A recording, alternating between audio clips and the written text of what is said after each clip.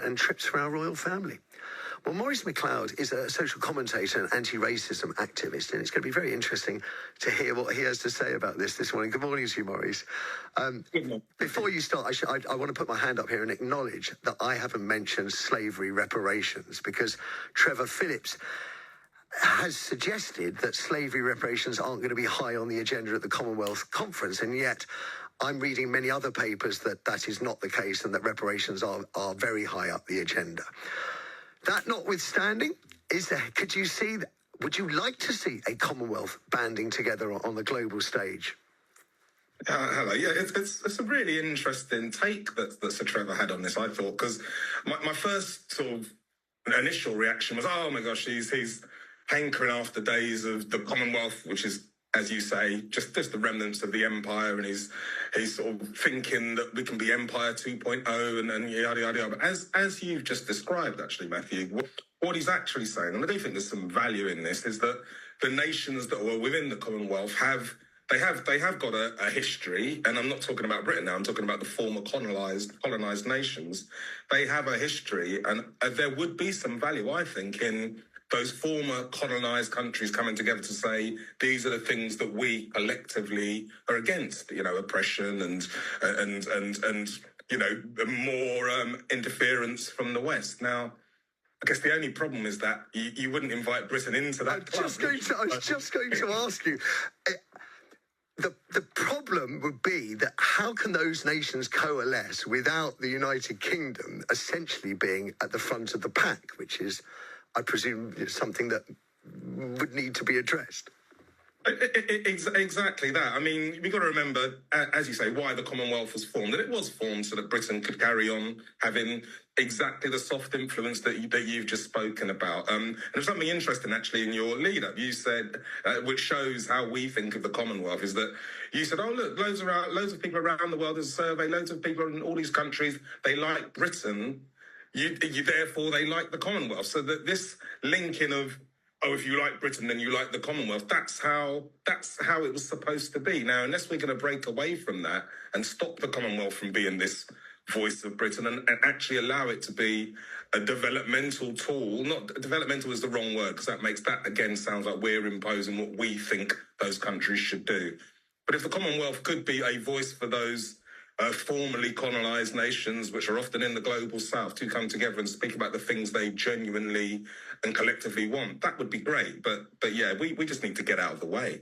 I'd like to think that if we were to deal with issues like reparations, there's now a figure of £200 billion being floated around, that would actually reinforce bonds within the Commonwealth, maybe Britain showing a little bit of atonement. Where, like you, Trevor Phillips, very, very persuasive. There are a few things that I stumbled over, and I suppose at heart, I prefer peace to war. I appreciate we're living in dangerous times.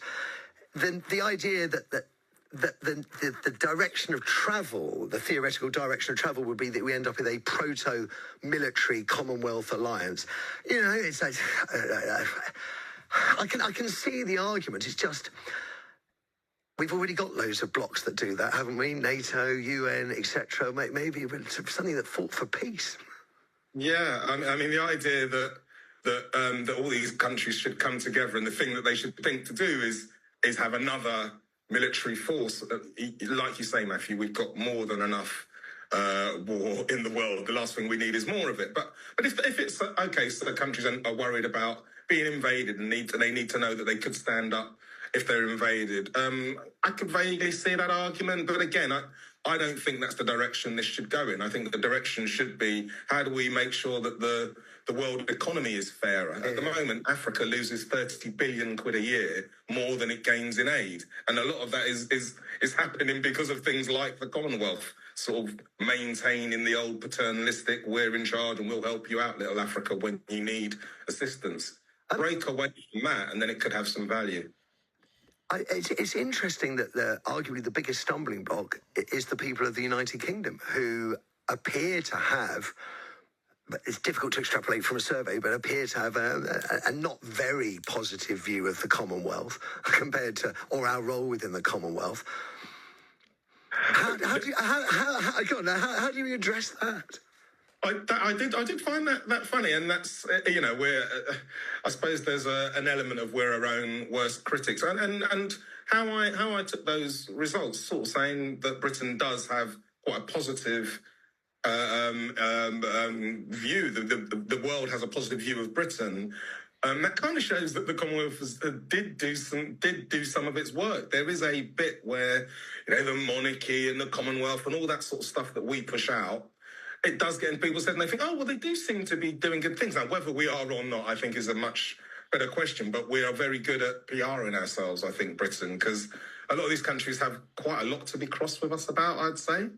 Okay, and just one more issue about the reparations, because Trevor Phillips really did gloss over it. If the reparations issue isn't resolved positively for the people of the Caribbean, where do your thoughts about a Commonwealth alliance stand? It really does feel like, I mean, the reparations issue is huge, because we're talking about huge amounts of money, and we're talking about, it's very controversial who'd get the money and where would it go. But I certainly, from countries in the Caribbean, my family are Jamaican, there is a real sense that if you're not even going to acknowledge the things you did before, if you're not even going to acknowledge and at least start to try and fix it in some way, then what is the point? And as you pointed out, it's often because of the Commonwealth and because of how a lot of these former colonies are structured, they often have to come back to British courts. It's British courts that are stopping Caribbean nations from suing Britain for reparations for slavery. Now, that kind of thing is exactly what needs to change. And until it does, and countries can be treated like, equals, we won't go very far, I'm afraid. If I may say so, you speak brilliantly on it, Marie. It's a pleasure talking to you this Sunday morning. Thanks for giving up your time. I think I pretty much have. I'm in total agreement with. I think Marie's that yes, we can see a role of a sort of proto-military alliance, that we'd both prefer a more peaceful approach. I think I loved his idea that we could be campaigning on sort of social justice issue, geopolitical issues. I do wonder whether the biggest stumbling block to us getting there, to producing a firm Commonwealth alliance, is the issue of reparations. I'll be interested in your thoughts. 03456